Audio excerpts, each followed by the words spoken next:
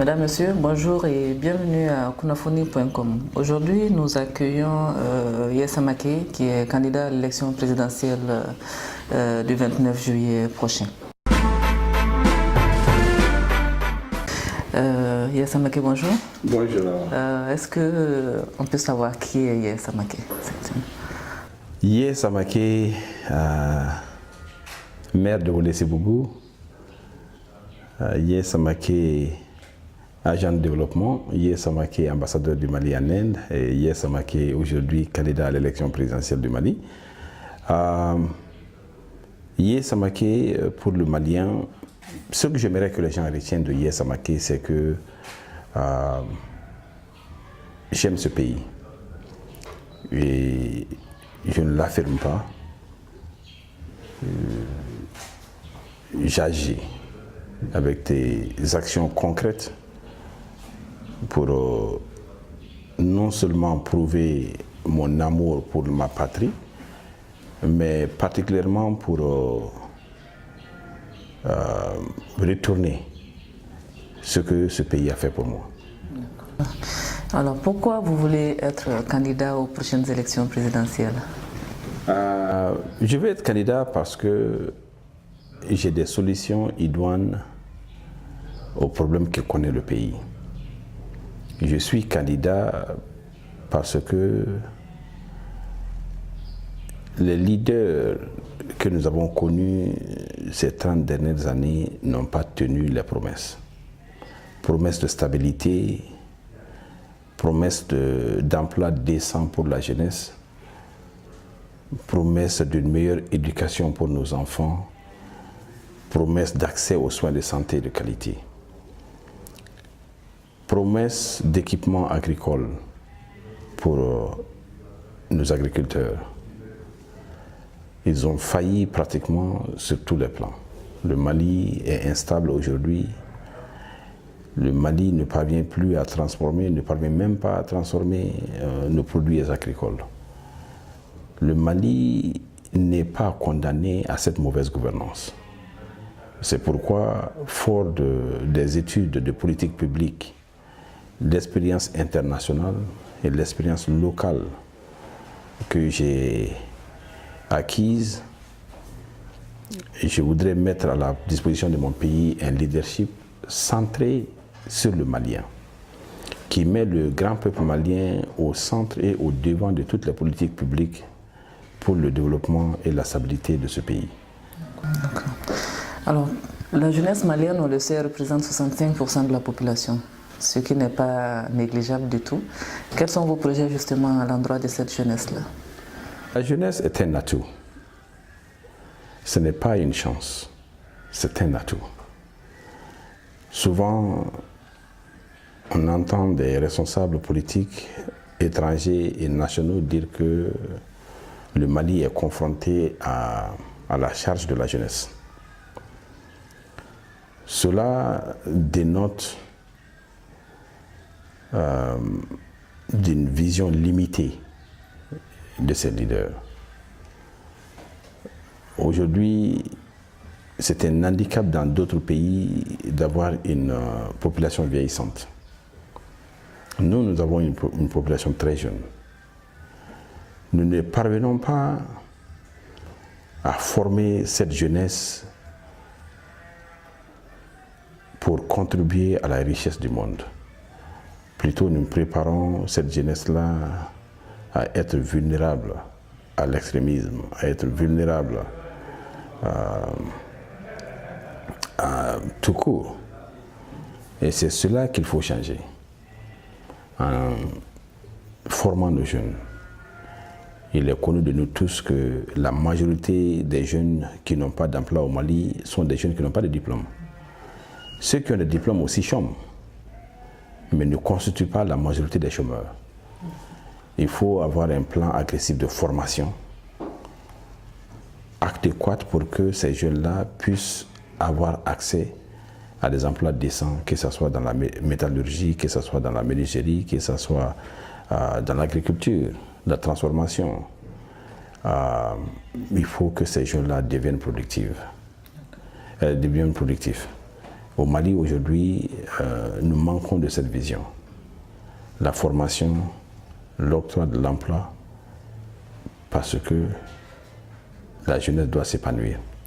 Selon une étude menée en 2016 par l'Institut national de la statistique, il y a près de 200 000 étudiants qui sortent chaque année des universités maliennes, donc de potentiels jeunes chômeurs. Alors, est-ce que vous pensez que le système éducatif malien est en adéquation avec le domaine de l'emploi? La réponse est non. Et j'ai l'impression que nos leaders font exprès pour maintenir l'analphabétisme et la formation inadéquate. Le diagnostic a été fait depuis très longtemps. Tout Malien aujourd'hui qui a un certain niveau d'analyse sait pertinemment qu'il y a une inadéquation entre le système éducatif et le monde de l'emploi, que ce soit au niveau national ou au niveau international. Mais pire, le niveau même de cette éducation que nous offrons n'atteint pas le standard de la sous-région ou internationale. Alors, que faut-il faire? Il faut agressivement appliquer les recommandations du Forum sur l'éducation qui a été tenu. Ce ne sont pas les recommandations pour l'amélioration de la qualité de l'éducation qui manquent. Comme je le dis, parmi tous les candidats à l'élection présidentielle aujourd'hui, je le dis avec certitude qu'il n'y en a pas un qui a autant contribué à l'éducation du Mali que moi-même, sans avoir accès au pouvoir et aux ressources d'État. Ma candidature se place sous le signe de l'action concrète, du service et de l'intégrité. Il faut que nous nous impliquions. Il faut que les candidats, avant d'être candidats à l'élection présidentielle, il faut que nous ayons un parcours qui démontre notre engagement aux différents problèmes que nous voulons résoudre déjà. Mais ceux qui n'ont jamais rien fait pour l'éducation veulent être président de la République pour maintenir la situation au statu quo. Il faut que cela change. Et justement, il y a l'éducation formelle et non formelle. Oui. Voilà.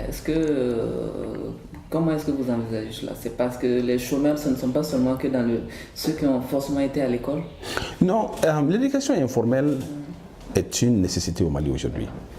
Il faut réellement qu'on s'y applique parce que quand on sait que seulement 30% des Maliens sont lettrés, comme le disent les études, alors les 70% ne peuvent pas rester à la marge. Il faut une éducation non formelle.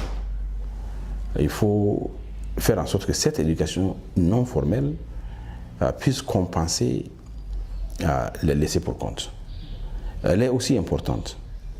Et il me semble que les gens n'ont pas compris l'importance de l'éducation non formelle. J'étais membre du conseil d'administration de l'éducation formelle au Mali. Et nous avons proposé des politiques d'expansion des programmes d'éducation non formelle. Elle a sa place aujourd'hui au Mali, jusqu'à ce que nous puissions offrir une éducation formelle à tous nos enfants. L'éducation informelle a toujours sa place. Il faut qu'elle soit plus orientée sur l'apprentissage des métiers. Il faut qu'elle soit plus orientée vers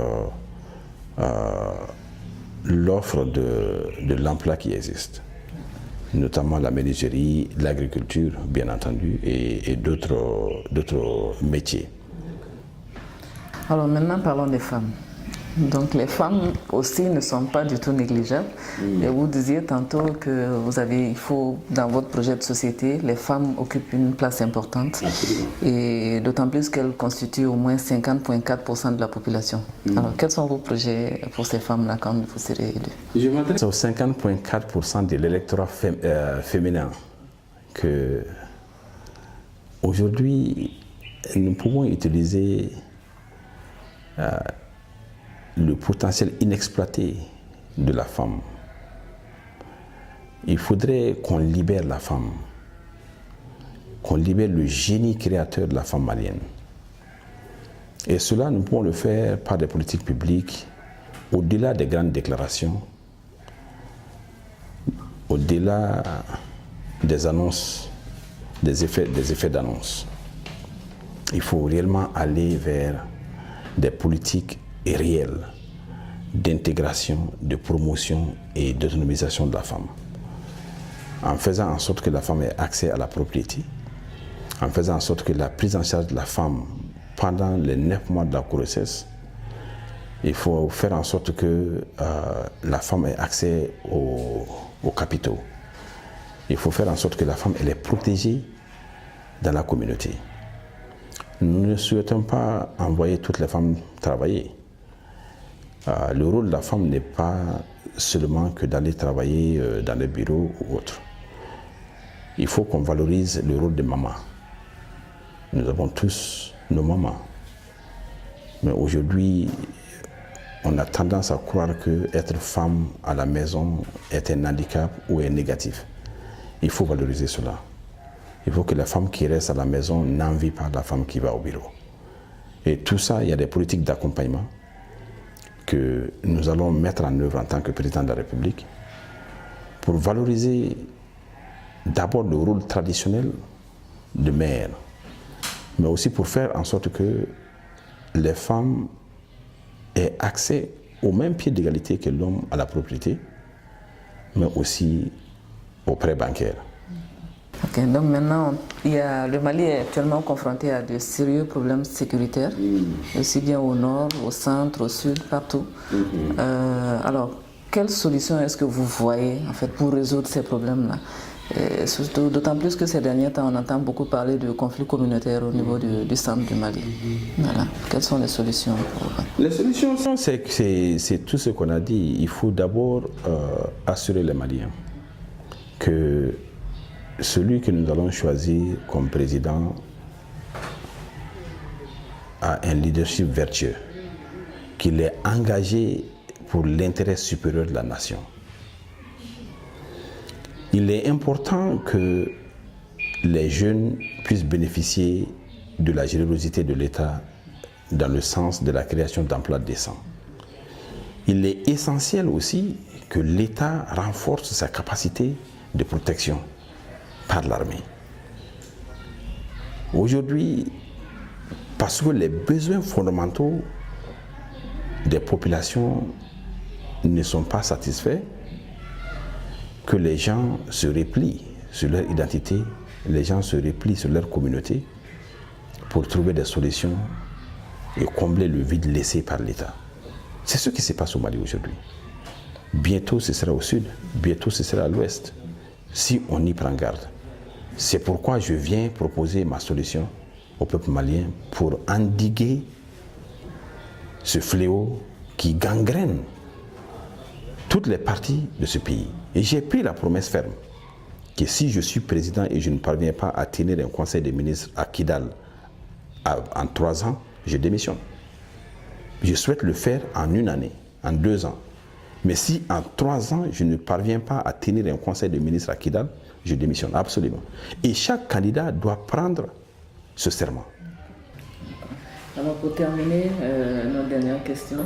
Plusieurs analystes politiques prédisent des tensions post-électorales. Alors vous, en tant que candidat, est-ce que vous vous engagez à respecter les résultats qui sortiront des urnes après le 29 juillet prochain? Je ne peux pas m'engager à cela, d'autant que je ne suis pas organisateur. Ce à quoi je m'engage, c'est de respecter les résultats de l'élection, d'autant qu'elle est libre, transparente et crédible. Et j'en appelle au gouvernement de se prendre au sérieux et de prendre les Maliens au sérieux. Que l'organisation d'une élection à l'échelle nationale n'est pas un jeu. Les acteurs politiques doivent être impliqués au plus haut niveau. C'est vrai que l'État est l'organisateur, mais l'État n'est pas le seul acteur de l'élection. La mobilisation de l'électorat incombe aux candidats et aux partis politiques. Il faudrait que aujourd'hui les jalons de la transparence soient posés. D'abord, la transparence, c'est la communication. La transparence, c'est le partage de l'information. Où en sommes-nous aujourd'hui avec le processus d'organisation? Est-ce que les élections prochaines seront sécurisées? Est-ce que l'État est en mesure aujourd'hui de distribuer en moins de 45 jours les cartes d'électeurs qu'ils ont introduites unilatéralement pour les échéances prochaines? Ça fait combien d'années que nous n'avons pas pu distribuer les cartes Nina? Je connais un pays comme l'Inde qui a 1,3 milliard d'habitants qui a pu distribuer à plus de 90% les cartes Nina en Inde. Chaque Indien aujourd'hui est doté de sa carte qui n'est non seulement biométrique, mais qui obéit à toutes les normes, mais qui est disponible à tout. C'est lié au compte bancaire, c'est lié au numéro de téléphone. Tu ne peux rien faire aujourd'hui en Inde sans cette carte-là, mais tous les Indiens ont accès à ça aujourd'hui. Nous ne sommes que 18 millions. Un État sérieux aurait pu distribuer largement les cartes Nina. Mais nous n'avons pas pu le faire en 5 ans. La faute incombe à l'État. Merci de nous avoir reçus. Merci beaucoup. Alors, chers téléspectateurs, restez connectés sur kunafoni.com. À très bientôt.